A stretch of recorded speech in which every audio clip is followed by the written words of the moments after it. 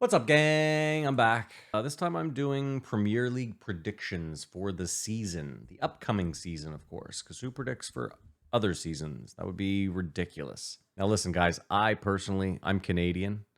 I follow the Premier League somewhat closely, but I'm not like, when you talk to someone from the UK about the Premier League, I mean, they know fucking everything, which makes sense because there aren't really other sports to compete with. This is what they live and breathe. I watch fucking 50 sports, so it's tough for me to know the ins and outs. I don't know who the fucking coach was for Crystal Palace in the 90s. But if you talk to someone from the UK who cares about football, they fucking know all that shit. So again, my opinion means very little. Take all this with a grain of salt. It's not a big deal. If I picked your team to finish poorly, don't worry about it. Don't stress. It's probably not going to happen. I'm often wrong. That being said, let's get into it. We're going to start with number 20. In 20th place, going back down, I have Bournemouth. I like Bournemouth. I do. I just didn't see them. I didn't see them making enough moves. Like, you just moved up to the Premier League. You got to spend some money if you want to stay up or have incredible scouting recruiting. So I have Bournemouth in dead last 20th. Nottingham Forest, I have in 19th. I believe they actually went out and bought a bunch of players, which is good. But let's not forget that they had to win the playoff just to get into the Premier League. So they weren't, I think they finished fourth or fifth in the championship last year. It would be very tough for me to see a team that finished fifth staying up. I did have them above Bournemouth who finished second, but that's because, again, they brought in like Messi, Lingard. They brought in a couple guys from the Bundesliga. So again, I have Forest, not that it matters. They're still going down, but that's that. In 18th, I actually have Southampton. I think the writing's on the wall. I think it's time. I think they're going down. And I say this because I have Fulham in 17th. I know that Fulham do this every 2 years. They come up, and then they go back down. They come up, and then they go back down. They come up, they go back down. Mitrovic has an incredible season in the championship. He gets the Premier League. He can only score 10. But this year, I think it's going to be different. I think Fulham are just going to squeak by. I think they're going to do just enough to stay up. 16th, I have Everton. Now, I had originally said Everton's going down, but then I thought, you know what, that's crazy. There's just, like, is that even possible? They're a team in Liverpool. They're like the other team in Liverpool. They have money. It would just be so ridiculous for them to go back down. So I sat there and I said, there's no way. There's enough points for them to pick up to keep them up. So I have Everton in 16th, but I think Frank Lampard's going to get fired before Christmas. And I mean, he should. If they start the season off really poor, he has to go. And it's no disrespect to him. I think he took on a job that was probably not the best for him. 15th, I have the Bees. Brentford got rid of Eriksen, which I think, in my opinion, was like the big reason for them doing so well second half of the season. Even though they didn't do that well second half of the season, they kind of fell off a little bit. I don't have them going down. I think they have really good recruiting. Their whole thing is buying and selling players. That's what got them to the Premier League. That's what got them to the dance, was recruiting, building up players, and then selling them, and then rinsing and repeating. So Brentford, I have at 15th. 14, I have Leeds, Ted Lasso. I think he's a good enough character. Like, his character, his strength of character. He seems like the kind of manager who leads people. A player's manager, if you will. And I think he's going to do just enough. Again, they lost Rafinha and Calvin Phillips, and that is, like, arguably two of the biggest blows to their team. They still have Bamford, and a healthy Bamford can get you, 15 goals a season probably. I mean, a healthy Bamford playing for another team could probably bag you 20. But playing for Leeds, 12, 15 goals he might be good for. I don't know. I don't see Leeds doing like super well, but I don't see them going down. That's it. 13th, I have the Wolves, Wolverhampton. This, these mid-tier teams, once you get like 13th to, let's say 7th, it's a real crapshoot. It's a real crapshoot. Like the Wolves can easily impress. They could easily impress. They could also then shit the bed for the second half of the season, or vice versa. So the Wolves are tough. I give them 13th. They didn't really bring anyone in. Did they get rid of anyone? They still have Coutinho. They still have Hwang. They still have what the fuck is that guy's name? Man, I am half retarded. Anyway, I just see Wolves at 13th. 12th place, moving on. We have Crystal Palace. We have Patrick Vieira's Crystal Palace. These guys shock me sometimes. Like they have players that can put the ball in the fucking net. Like they have some serious strikers. Benteke when he wants to. Bentekers. I know he comes off the bench, but fuck, man. There was times last year where he came off the bench and just like immediately made a difference. I think they finished higher than 12th last season. And I know that Vieira was saying, he just wants to just incrementally work up the table. I don't know. There's a lot of strong sides this year, and it's going to be weird with the World Cup. So I have them at 12th. 11th place, I have Aston Villa. Stevie G's Aston Villa. Again, it's so tough from like 7th to 13th, that kind of area, that I don't expect to get many of these right, but I have a feeling that they'll all be in that like mid-tier table. So yeah, I have them at 11th. Do they still have Coutinho? I don't know. Aston Villa is weird to me. Like I watched them play a game against Tottenham last year where I had bet a large sum of money on Tottenham. And Tottenham went up 1-0 in like the 3rd minute. Which is great for me, obviously. I'm amped. I'm watching the game. I'm like, fuck, this looks great. I then watched Aston Villa, like, without scoring, just trounce Tottenham for the remaining, like, 42 minutes of that half. They couldn't put the ball in the net, but they were beating up on them so bad that I cashed out the bet. And then in the second half, Tottenham scored 3, which was a real kick in the nuts. But my point is like, Villa's one of those teams that can be all over you, but they just can't close it out. So I have them in the bottom 10. I have them at 11th. Sorry, Villa. 10th, I have Brighton. Brighton, another tough one.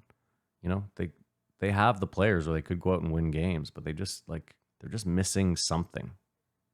They're missing something. Like they have Mopé, they have who's that fucking Troussard. They have players. They have speed. They've got some dudes in there. They're just not the whole package. And I can't put them higher than anyone I have above them. I don't see it happening. Not that it couldn't. Like, you never know. It's the Premier League. Anything can happen. 9th, I have Leicester. Leicester had a rough season last year. They had a bunch of injuries to deal with. I have them at 9th because, again, they're very tough to beat at the King Power. And they still have Vardy. They still have... Is Tielemans still there? Or did he go? Ooh, should have looked into that. I know Fofana was probably going to Chelsea. All these matter. That's the other thing, too, is I'm making this video. The transfer window isn't even closed. Right? So, like, if tomorrow Leicester picks up Ronaldo... Well, that's a bad example. But you know what I mean. Without knowing the set squads, it's very difficult to do this with any sort of accuracy. But everyone's doing this, so we're all at the same disadvantage. 8th, I have West Ham. There's no team that disappoints me more than West Ham. I have such faith in them, always. I love Antonio. But man, this team lets me down. Like, David Moyes, I imagine he's lost years off his life due to this team. How they didn't win the Europa League was just beyond me. They should have won the Europa League last year. That's it. There's no two ways about it. Like, who do they lose to? Eintracht Frankfurt? Are you fucked? Get out of here. You guys should be crushing that team 9 times out of 10. Anyway, that's it. West Ham at 8th. 7th place, I have Newcastle.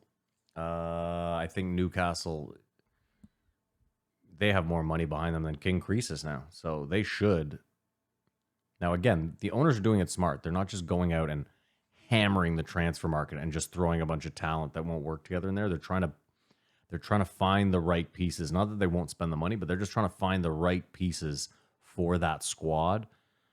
So I have them at 7th. I just can't squeak them into that top 6 yet. But again, I think in January, if anyone becomes available, they're gonna fucking scoop them up. Anyone of stature, of value, of like, I truly believe Newcastle are just gonna go in and offer way over market value, especially if they have a bad start to the season. But either way, I think Newcastle are on the they're on the come up, big time. I think Newcastle 5 years from now could be in the Champions League, probably sooner. But I'm just trying to be realistic about it. There's a lot of good teams above them that are making moves as well. Number 6, I have the dumpster fire that is United. I don't know what to do with this team. I genuinely don't know what to do with this team. Part of me was like, there's no fucking way they finish 6th or less. Ten Hag's a good manager, but they didn't do anything. Like, they haven't worked out the Ronaldo scenario. They didn't bring anyone in other than Eriksen. Like, they don't. What are you guys doing with a CDM? Like, what are you doing with your midfield? Your fan base has been crying about it for literally 3 to 4 years. This McFred bullshit you guys have. I don't know what United are up to. I know there's a lot of United fans out there, and I'm sorry. I really do wish you guys the best, but man, what a shitstorm you guys have going over there. Hopefully Ten Hag will turn it around. You'll work this Ronaldo thing out. I hope for my United friends that I'm wrong here, but I don't know. I don't fucking see it. I do not see it. Now we get to the top 5. This is where things get a little interesting. I have Chelsea at 5th. I think they are overhyped. I think the new ownership coming in is a distraction. I think Tuchel is just fucking all over the place. Pissed about this, pissed about that. They still haven't brought in like a certified 20 goal scorer. So I just don't know how you win a league if you can't score goals. You know what? Like, you can't just squeak by on 1-0 victories all the time. You're going to come up against a team. You know, Tottenham can score 2 on you, no fucking problem. Doesn't matter how good your defense is. They will find a way. Liverpool, Man City, exact same thing. Chelsea can buy all the players they want. They made really good moves this offseason, but there's too much like bullshit and strife around there. So I have them at 5th. But again, they could surprise me. They could easily finish 3rd. 4th, I have Arsenal. I think Arteta's done great. They brought in Gabriel Jesus, probably the best signing of the fucking offseason, in my opinion. That, because he played at City and didn't get a lot of time. I mean, when he did play, man, there was fucking games where he was bagging 4 goals. The guy is a goal getter, and we've seen it in the preseason. He's been getting them goals. So I think Arsenal made a lot of really good moves. They brought in Zinchenko as well. They still have all these fucking young guys. They have Nketiah. They have who's the young chap who missed the fucking shot, mate? The fuck is his name? Anyway, they got a bunch going for them. I think Arsenal are going to finish 4th. I think they're making the Champions League. So there you go. Gunner fans, I got you. 3rd, Tottenham. I honest to God believe, like, this Tottenham team, if they had a defense, they could easily be in the talk for winning the league this year. I know that sounds fucked. They have the best front 3 potentially in football right now. Maybe not in football, but definitely in the Premier League. That Son, Kane, Kulusevski combo, holy fuck. Again, Tottenham's back line, though, are like Emerson Royal, however the fuck, he's terrible. That guy's fucking garbage. I watch him give the ball away like you'd think that's his job, giving the ball away. It's not, I promise you. So yeah, Tottenham at 3rd because Conte has them running fucking 46 laps around the pitch. Like, these guys are going to be coming in. Again, too, I think Kane, I think his contract's up this season. So I think for him, it's like, I'm going to go out and score fucking 30 and I'm getting the big bucks next year. I mean, he already gets fucking guy probably makes 200 grand a year, a week. But I mean, like, he's going for that, like, that big payday. Now, 1 and 2, in my heart of hearts, I wanted to pick Liverpool because it's very difficult winning back-to-back Premier Leagues, and City have really, like, I know they brought in arguably the best striker in the world, but it still kind of throws a wrench into your whole, we don't need a striker that you've been running for the last 3 to 4 years. That being said, though, like, I put Liverpool at second and Man City first. Holland is too good to throw into an already incredible Man City squad to not give them first. I went back and forth with this forever because I wanted to put Liverpool top. I really did. I wanted to be like the contrarian this year who called it when no one else did. But City send balls into the box. That's City's game. It's press, and then it's just find a way to get the ball into the box, however it may be. And when you have a guy like Erling Haaland in the box with his the guy's a beast. He can head the ball. He can rifle that fucking thing in. I mean, he was getting shit last week. The guy could have scored 3 goals. Like, and people were like, oh, he really had a rough, like, he's only human. Not every game is going to be a smoke show. Ronaldo's had terrible games. Everyone's had terrible games. But I'm telling you, like, this kid could break a record. And with the likes of, like, De Bruyne sending him in picture perfect balls, ugh, I just don't see it. I wanted to pick Liverpool. I went Man City. I went back and forth forever here. I really did. I have to go Man City. I'm even going to make a bold prediction that no, because Liverpool beat them 2-1 in the Shield. I don't know. I was going to say, like, Man City has the potential to have an invincible season here, but I just think they play too many games. Like, I think Liverpool last year played 63 games. I don't know, man. And then with the World Cup too, I take that back. No one's going invincibles. That's crazy. With the World Cup, all these top teams are losing hella players. And they're going to come back either disappointed or tired or injured. So, and then if I'm making other predictions, I'm actually going to say Harry Kane with the most goals this season. And I'm going to go back and say De Bruyne, again, player of the season for the Premier League. You want to get the least amount of points possible, which means this. If Man City finishes first, I get 0 points there because I picked where they ended up.